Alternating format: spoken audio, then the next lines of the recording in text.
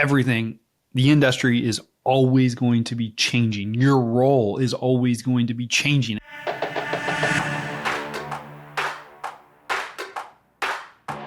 Hey, welcome to the Insurance Buzz. We are your hosts, Michael and Courtney Weaver, and today we're going to be talking about what is going on in the insurance world and what you, the insurance agent and producer, can do to make sure you're focused on success and helping more customers in more ways.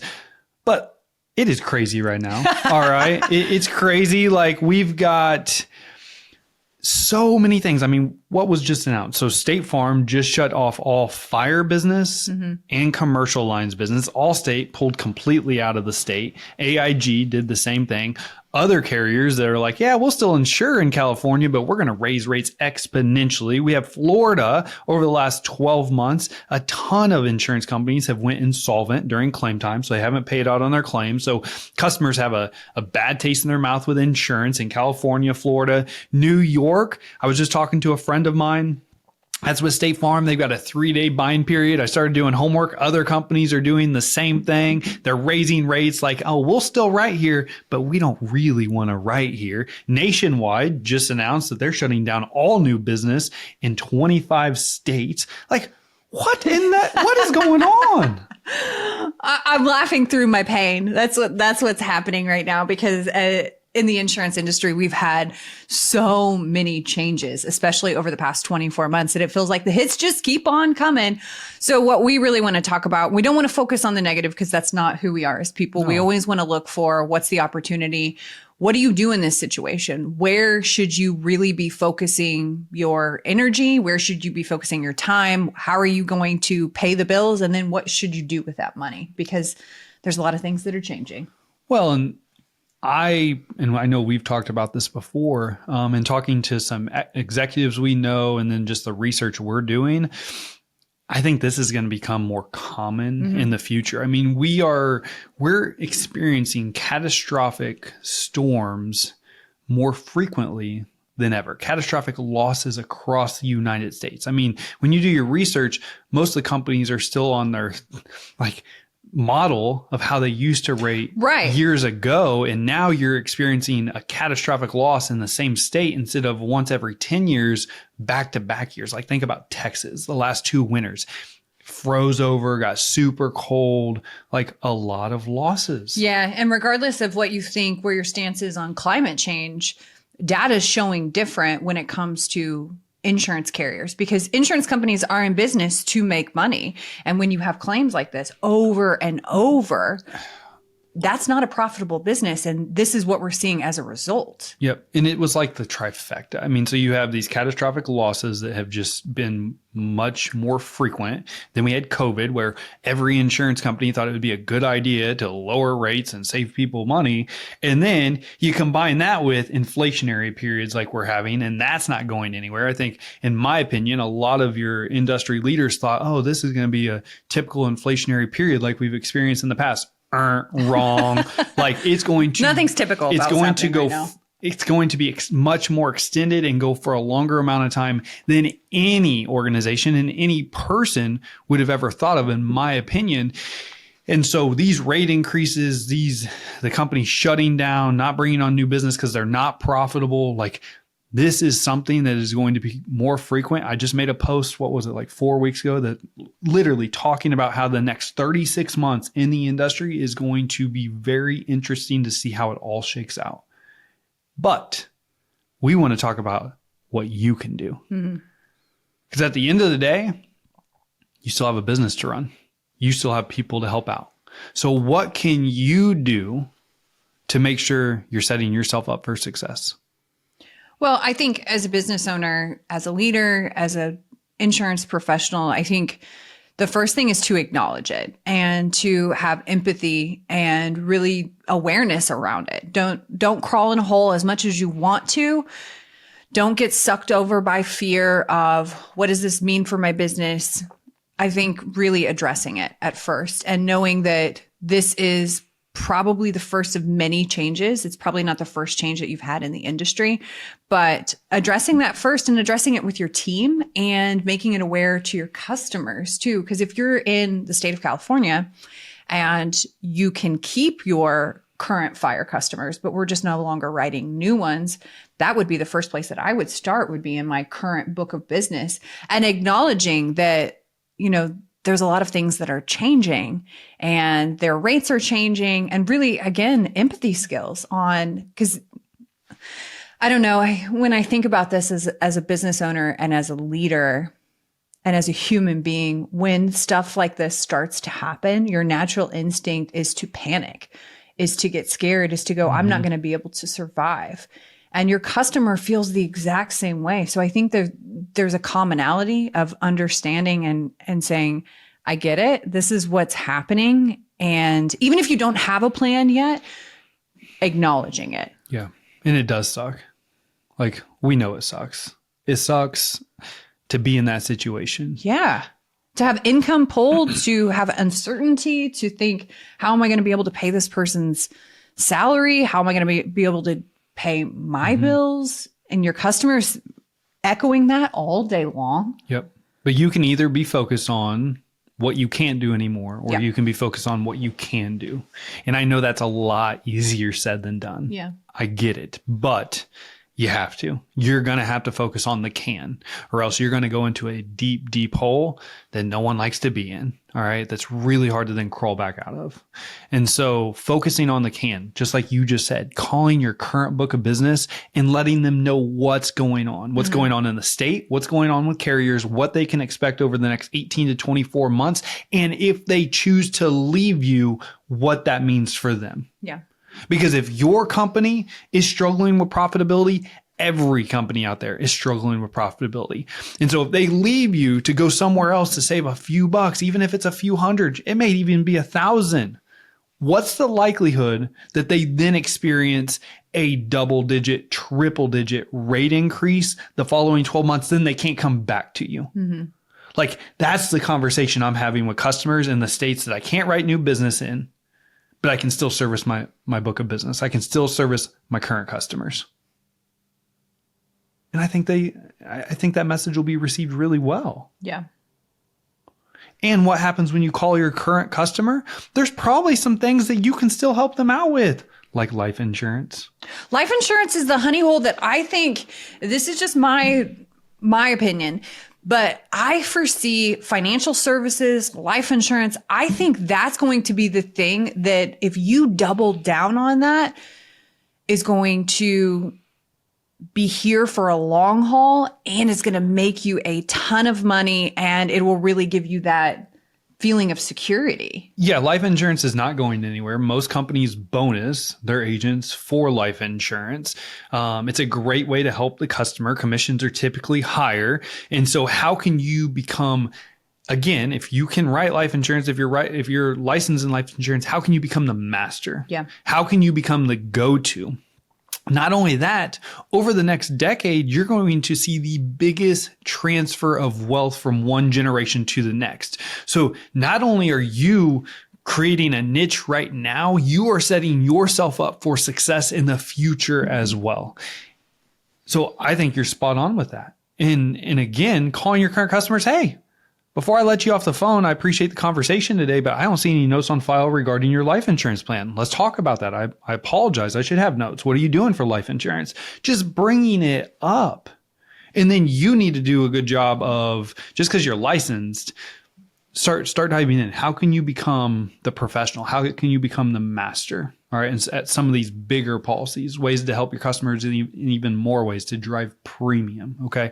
So I love that you bring that up. I think life insurance is not going anywhere. And life insurance is the one consistent revenue stream that all companies are profitable in. Yeah. There's so many changes in P&C. Always. There's rate changes.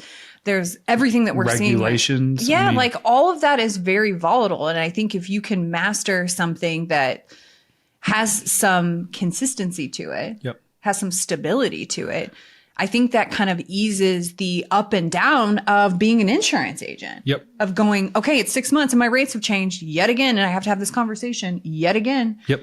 That's not a fun conversation to have. So I think really. I'm like the bobblehead. Yep. Yep. Yep. Yeah. Yep. But it's spot on. You're spot on with this. Diversify. You're 100% spot on. And look, she is not saying, and I am not saying, don't write P&C. No. Like, absolutely. That is the bread and butter.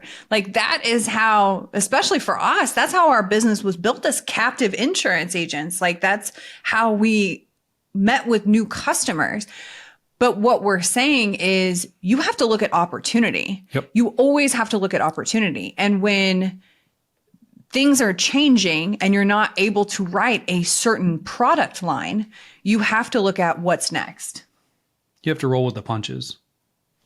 Everything, the industry is always going to be changing. Your role is always going to be changing, especially with tech. All right. So how can you position yourself to be the niche person that your community goes to? Whether it's life insurance, whether it is investments, whether it's maybe commercial lines, like how can you create a niche of you are the go-to person? All right. And we both, I agree with you. I think life insurance is an amazing way in the door, something that every company wants to write that offers it because they're profitable. The commissions are high for you, the agent. Typically the bonuses are really, really good. And so when I think of P&C, if I'm in a state, okay, that my company shuts down. Yeah. All right. Now, if I'm a captive agent, you can only represent one company like we did. So I'm contacting management, upper management, whoever you have to talk to that's like, hey, I get that you don't want to write business here anymore.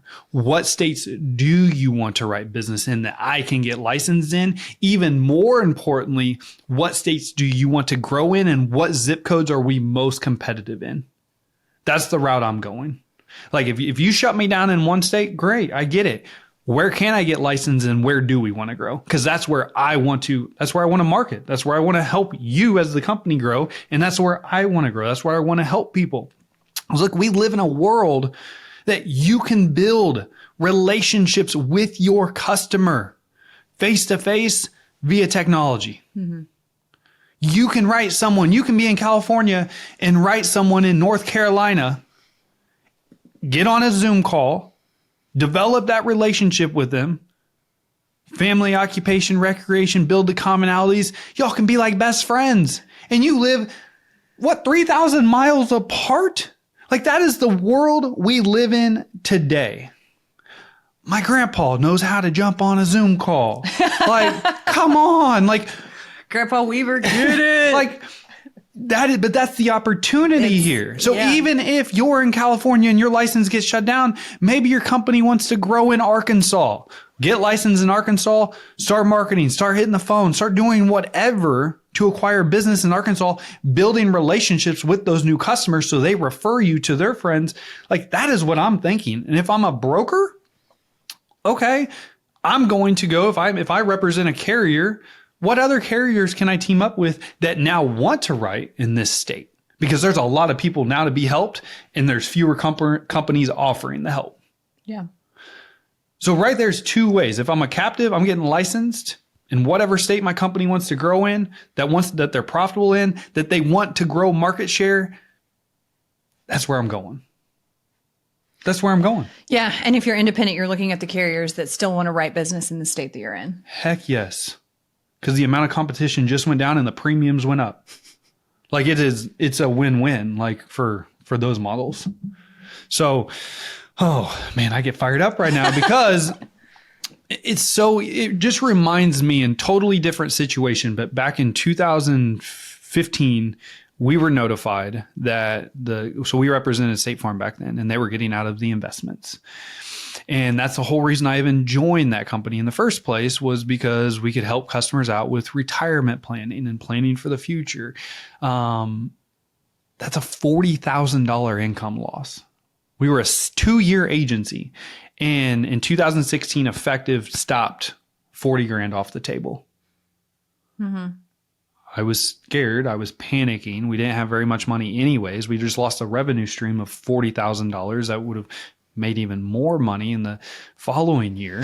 And that's, I mean, you look at $40,000 in 2015, 2016 that's somebody's salary. I mean, For a new agent, yeah, we were only 2.5 year agency. So what that forced me to do, all right, and I got down in my pity party for a little bit. I was negative. At that point, I even thought about leaving. Like, is insurance even for me anymore? And what it forced me to do after 5 months of focusing on what I couldn't do anymore, we were still doing well P&C wise, but financial services fell off completely. It forced me to look at an opportunity. And the opportunity was I need to become the best life insurance professional I could be, because that's how I could still help people with money. In 3 months, we wrote over $75,000 worth of life insurance premium. And so I hope that story resonates with you. Tad bit different situation, but there's always opportunities in every situation. There's always lessons to be learned. I think that, and I've described this before, that entrepreneurship and business ownership is having doors constantly shut in your face and looking for a window, because that's just what it is. That year also really forced us to start investing in other things. So that was the first time that we really got serious about how do we make our money work for us, aside from just what we're doing in this one or two business that we own. Like, what else are we doing? And that was the first year that we really got into real estate and started investing heavily into other streams of income that made us money aside from just the insurance organization. Yeah. Well, so I think that that's also, if you're looking right now and you're going, hey, I've been meaning to do something, sometimes crap hits the fan to remind you that we have an expiration date. So if you've been meaning to get around to something, to investing in something, to putting your money in other places, this is your sign. This is your window. You need to run through the window, because the doors are going to continue to shut. That's just part of it. I love that you bring that up. Developing new income streams. If during the good times and even during the bad times, what are you doing to make your money work for you? Just like you just said, whether you're investing in real estate, maybe investing in other investments, maybe starting a new business. And I love how you just said, like, what's the one thing you've been hesitating on doing that maybe now you should do it? And even in your business too, this is your nod to look at your business and say, how do I want to run this? When change, I love change. It sucks at first always, because you're like, I got so comfortable with this thing, but it forces you to start seeing things from a different lens, and it forces you to grow, and it forces you to get really freaking uncomfortable and go, maybe it's a person in your office that you're hanging on to, that you're like, I know I need to get rid of this person. Like this, sometimes change is there, as uncomfortable as it is, to remind you to do the thing that you've been putting off. Yeah. I mean, I'm not a huge fan of cutting expenses. I'm always looking at how can I generate more money. But if I'm a business owner in a state that they're just like, bam, no more new business, and I have someone on the team that hasn't been pulling their weight that I've been thinking about firing anyways, guess what? They're gone. Like, I'm sorry, it sucks, but you have to have especially when things like this happen, you have to look at your culture, and you have to have an organization of people that are willing to seek solutions. That's what you need to be looking at. And that starts with you as the leader first. Acknowledge that, yes, it sucks. I might not have a plan, but are we willing to look for opportunities? Always. Like, growth oriented. Like, where can we look and see, where's the window? Like, there's always another way, regardless of how much crap you get thrown at you. Yeah. I mean, there's always going to be opportunities. So again, we've covered a lot of what you can do as the owner, as the producer. And I'll go back to the most importantly, and what you just said was culture. Don't focus on the can'ts, focus on the cans. Yeah. What can you do? What can you do today that can actually cause a ripple effect in your business 3 years, 5 years, 10 years from now? So this has been a big episode talking about a lot of things that were trending in our industry, but we want to hear from you. We want to hear what you're doing, what changes that you're seeing, what changes that you're making, what strategies that you're putting in place. We love your feedback and we want to continue to show up and share that here because again, if you're listening, you are growth focused. You are looking for solutions. You are looking to make a difference. So we want to continue to provide as much value and talk about really what's happening in our industry and how we're all evolving as our world evolves. Absolutely. So as always, time is the most valuable and important asset that we have. We appreciate you spending time with us today. Make sure you send us that text, 816-727-7610. And if you have not already, give us a 5-star review on The Buzz. If you love The Buzz, tell people about it. Other than that, make it a great day.